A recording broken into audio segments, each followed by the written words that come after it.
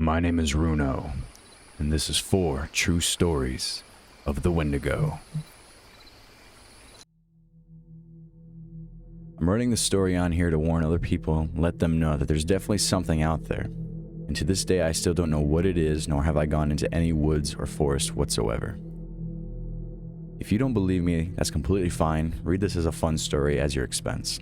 But for those of you out there with an open mind or you've seen something for yourself, just know you're not alone, and just typing out and remembering this account is causing me to shake with anxiety and fear. First off, I'm a girl and I live in North Carolina of the United States. I was 15 at the time of my encounter and was definitely not a believer in anything supernatural, paranormal, or anything of the sort. It happened while I was at my local summer camp. There was absolutely nothing special about that day, no weird lights, people, animals, sounds, nothing. It was just the same camp schedule as I'd grown used to in the past 2 weeks I'd been there. My age group had just finished lunch and was able to persuade our counselor to let us play a game called Scatter down by the lake. It's like a giant hide and seek in the woods. Now, we had played this at least 20 times before that day, and nothing weird had happened to any of us. We all grew up playing in the woods, so it's not like we had an aversion or fear of it.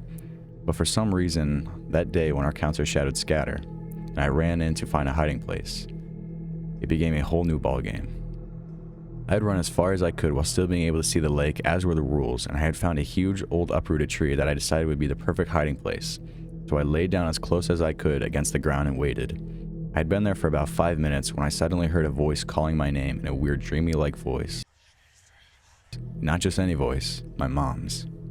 Now, me and my mom are extremely close, thick as thieves, so I'd know her voice anywhere, and I would swear on my own grave that it was without a doubt hers. But I knew it couldn't be her. She was 20 miles away at work, and even if it had actually been her, she'd come to pick me up early.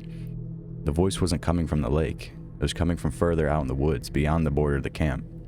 I knew I should have run away from the strange mimic mom voice, but I couldn't. It was almost hypnotic.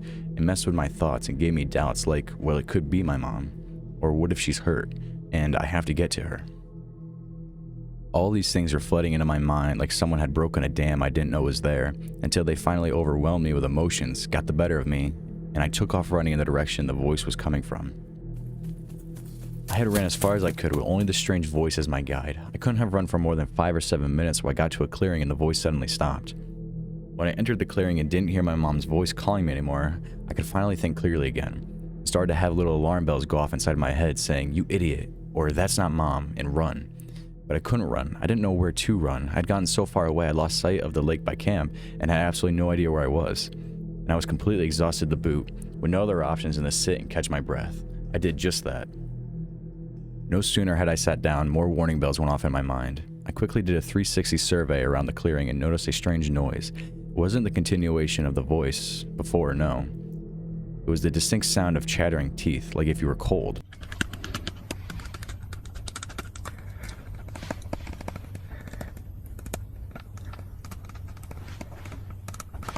Only there was no one else around. It was the middle of June in North Carolina. There's no way someone could be cold. That's when I heard it. Leaves and sticks crunch on the edge of a small clearing, and I realized something was watching me.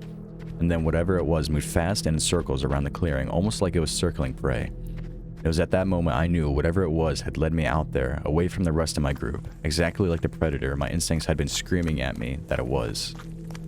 Without any other option other than to try and escape, I took off in the direction I thought I came from and sprinted as fast as I could, all the while hearing the chattering of teeth and sticks crunch behind me. I didn't know what to do. I didn't dare turn around because I knew if I would, it would just slow me down. It felt like a lifetime running away from this thing before I finally saw the lake.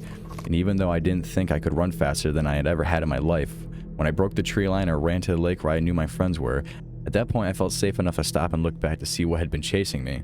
But when I did, I saw a fleeting form running back the way I had just come and the sound of chittering teeth. When I finally found my counselor, who was a seeker to find all of us, I was hysterical with fear and hugged her as tight as I could.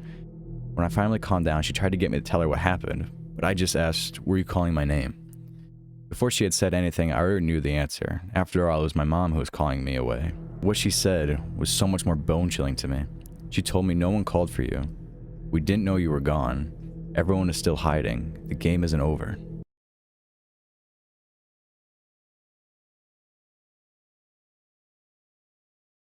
I decided to reach out finally after seeing something I cannot begin to describe. I've made this account to post this and hopefully find some answers. I've lived in Virginia for almost 3 years now and started a graveyard shift job at a giant complex. which includes original houses from the 1800 colonial period. For those of you who live here, you'll be able to identify the exact location of which I'm referring to. I've worked here going on a year and a half. I monitor every building and repair any HVAC equipment during the night. Thinking back to my first weird experience at this job, it was when I first started doing this graveyard shift. I heard an unidentifiable noise my second month here around 4 in the morning. I don't scare easily, and I'm a bit of a horror movie buff. It was a very low growl.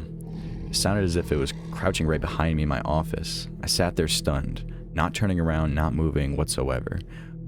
When I got the courage to turn around and see what it could be, there was nothing there. I tried to talk to my coworkers about the noise, but since I'm a young guy that does a bit of pranking, no one really took me too seriously. Trust me when I say I question so much and pick apart horror movies as a hobby, so when I couldn't identify this fucking sound, I blamed it on the shitty refrigerator I have in here. It's been well over a year now.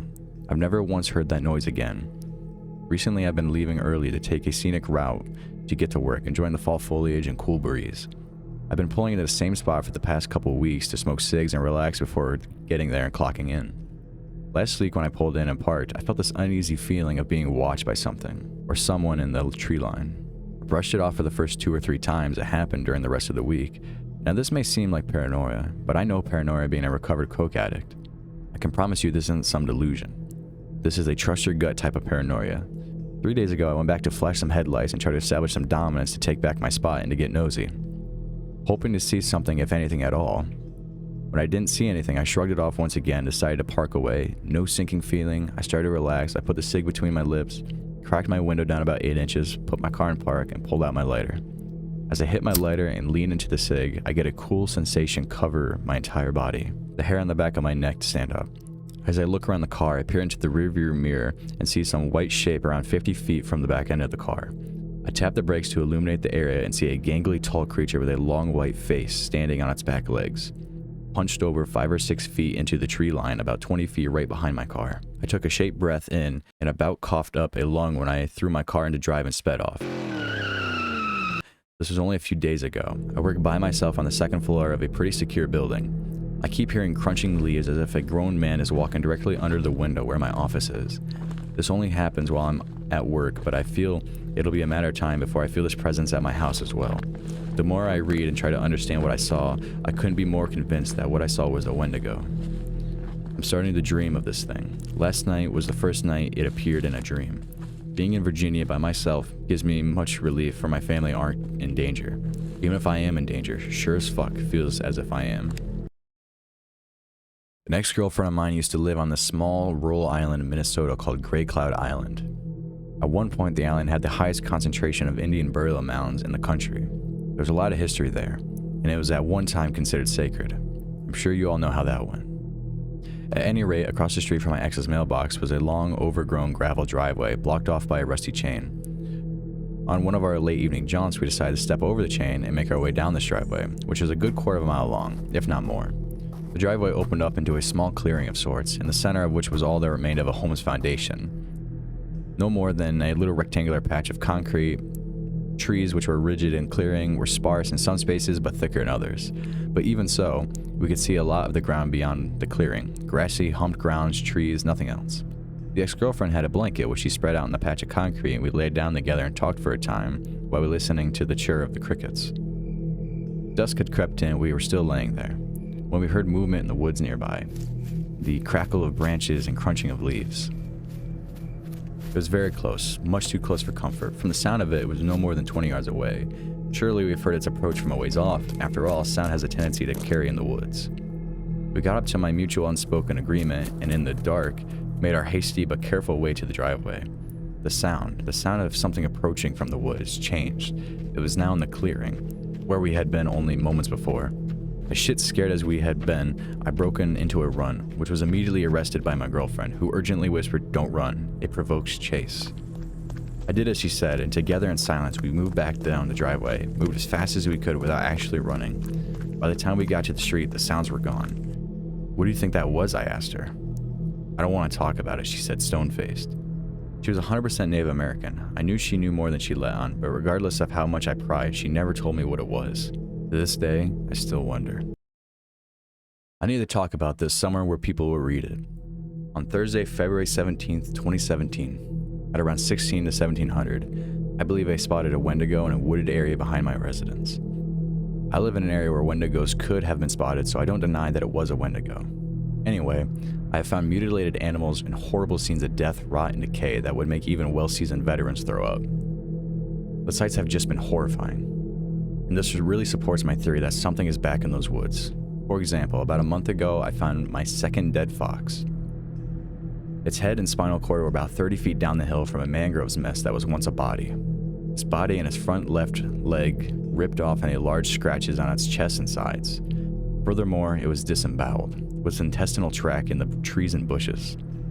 There was also signs of struggle because fur from another animal and some sort of black liquid were on the ground and under its nails. Now I'm leaving a lot of details, but those should paint a pretty good picture. Now to the juicy part of my experience with this terrible spirit. So let me lay out the land for you. My house is about 100 yards from a small stream that splits the small wooded area in half. And on the far side of the stream from my house, there are large trees. So I was out there one day, and all of a sudden I felt cold and uncomfortable, like I was being watched. I also became increasingly paranoid that someone or something was out there with me. So I decided to head in. Plus the sun was setting and dusk would be upon me, so I started walking towards my house, which would mean I would have to walk uphill. So I started walking, and at first I was walking out of the woods, like I was on someone's yard, and they told me to get off. Not a fast pace, but moving with a purpose, you know? Then I kind of felt like something was really looking at me. So I turned around and saw a large creature about 80 yards or less. I'm not really sure about how far my house is from that stream. It would then proceed to take steps towards me. I'm not really too athletic, but I'm not mega weak. I would say that if I had to run about 20 yards uphill through the woods, it would take me 30 to 40 seconds. Yeah, I ran out of those woods in about 10 seconds. It is the most I had ever been scared, and the most adrenaline has ever flowed through me. Now I know you're wondering, could I have been dehydrated or having hallucinations? Well, I've never hallucinated once in my life, and I wasn't dehydrated because I'm about 10 minutes prior to this event. I drank an entire bottle of water, and I always make sure I'm hydrated before going into a woodland area. And there is no way it was a tree, because every time I go out there, I go to where I spotted it, and there isn't a single tree small enough to remotely look like what I saw. Since there, I haven't spotted it, but I hear it. It is believed by Native Americans that Wendigos call out for help like a human in order to lure people toward it. I have heard what sounds like a little girl calling for help out in those woods before.